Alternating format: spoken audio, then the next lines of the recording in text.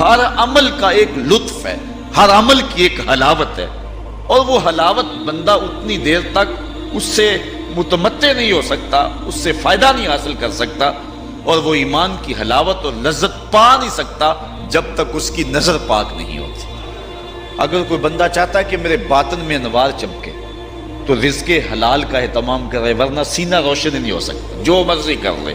اگر رزق پاک نہیں ہے تو سینے میں روشنی نہیں آ سکتی، اور اگر نظر پاک نہیں ہے تو عبادت کی حلاوت نہیں مل سکتی۔ نماز پڑھتا ہے، سجدہ کر رہا ہے، قیام کرتا ہے، بس ایک مشق کر رہا ہے، لیکن اس کی ایک حلاوت ہے، اس کا ایک سرور ہے، اس کی ایک لذت ہے، اس کا ایک کیف ہے جو مومن کے سینے کے اندر جو ہے وہ چھا جاتا ہے۔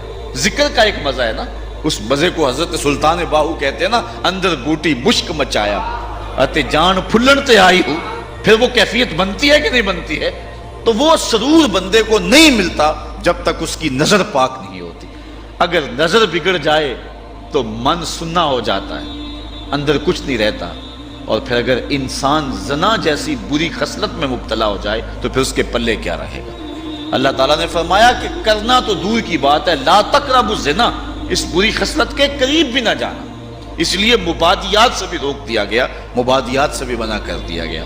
تو فرمایا جس شخص کو کسی عورت نے دعوت گناہ دی، اس طرح کسی عورت کو کسی مرد نے دعوت گناہ دی، اور اس عورت نے اپنی عصمت اور اپنی آبرو کی حفاظت کی، اور اس کو کہا پیچھے ہٹ جا، مجھے اپنے رب سے ڈر لگتا ہے، اور اسی طرح کسی مرد کو کسی عورت نے دعوت گناہ دی تو اس نے کہا فقال انی اخاف اللہ، میں اللہ سے ڈرتا ہوں۔ اللہ اکبر۔ تو حضور فرمایا اس کو یہ اعزاز ملے گا۔ امام یافعی نے روض الریاحین کے اندر لکھا ہے کہ ایک نوجوان کپڑے کی دکان پہ کام کرتا تھا، اور تھا بڑا پارسا اور بڑا خوبصورت، دل کا بھی ستھرا تھا، ظاہر کا بھی ستھرا تھا، من بھی سونا تھا اور تن بھی سونا تھا، بڑا خوبصورت تھا۔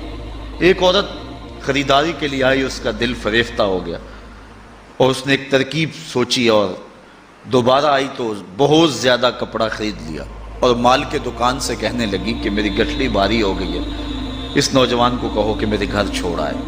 مالک اس عورت کی نیت سے آگاہ نہ ہو سکا، اور اس نوجوان کو اس کے ساتھ بھیج دیا۔ جب وہ گھر میں داخل ہوئی، نوجوان کو گھر میں لے گئی، باہر سے دروازہ مقفل کر دیا، اور اس کو دعوت گناہ دی۔ اس نے کہا انی اخاف اللہ، میں تیری بات نہیں مان سکتا۔ اس نے کہا کہ آج تجھے میری بات ماننا ہی پڑے گی۔ حیا سوز لباس بھی اتار پھینکا، اور اس کو دعوت گناہ دینے لگے۔ یہ شیطان کا انتہائی سخت جال ہے، اس جال میں اس نے بڑے بڑے لوگوں کو پھانس لیا۔ اب اس نوجوان کو وہ ورغلاتی ہے، کوشش کرتی ہے، لیکن نوجوان ہے کہ اپنی نظروں پر پہرے بٹھائے، آنکھیں بند کر لیتا۔ اس نے بڑے ہیلے کیے، بڑے جتن کیے، لیکن وہ نوجوان صرف سونا ہی نہیں تھا، اللہ کا ولی بھی تھا۔ اس نے بہت جال پھینکے، لیکن نور کو رسیوں میں جکڑا نہیں جا سکتا۔ خیر، وہ نوجوان کے دل میں بات آئی کہ شیطان کا یہ جال انتہائی خطرناک جال ہے، ابھی تک تو بچتا آ رہا ہوں، ہو سکتا ہوں کہ ابھی اس کے جال میں پھنس جاؤں۔ اس نے کہا کہ مجھے باتھ روم میں جانے دو، پھر میں آ کے تمہیں بتاتا ہوں۔ وہ اندر چلا گیا، پاخانہ کیا، اپنے ہاتھوں پہ کر کے پورے بدن پہ مل لیا، اور اسی حالت میں جب باہر آیا تو بدن سے بدبو اٹھ رہی تھی۔ عورت کا سارا نشہ اتر گیا، دروازہ کھول دیا، اس نے کہا چلا جا، تو کوئی دیوانہ اور مجنون شخص ہے۔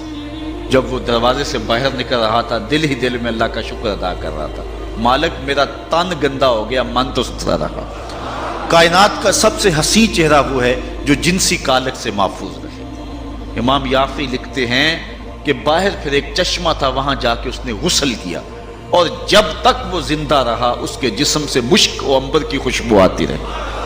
اب جب وہ فوت ہو گیا، لوگوں نے دفن کر دیا، یہ خوشبو اس کی قبر کی مٹی سے بھی آیا کرتی تھی۔ یہ اعزاز دیا اللہ نے اس کو، یہ تکریم دی۔ بعض روایت میں اس کا نام مغیرہ بتایا گیا ہے کہ لوگوں نے اس کا نام مغیرہ مشکی رکھ دیا، کہ وہ مغیرہ جس کے بدن سے خوشبو آتی۔ تو فرمایا وہ شخص جس کو کسی عورت نے دعوت گناہ دی، اور اس نے یہ کہہ کے قدموں میں بچھتے ہوئے حسن کی پیشکش کو ٹھکرا دیا، فرمایا کل قیامت کے دن جب کوئی سایہ نہیں ہوگا، اللہ اس جوان کو اپنی عرش کا ٹھنڈا سایہ نصیب فرمائے۔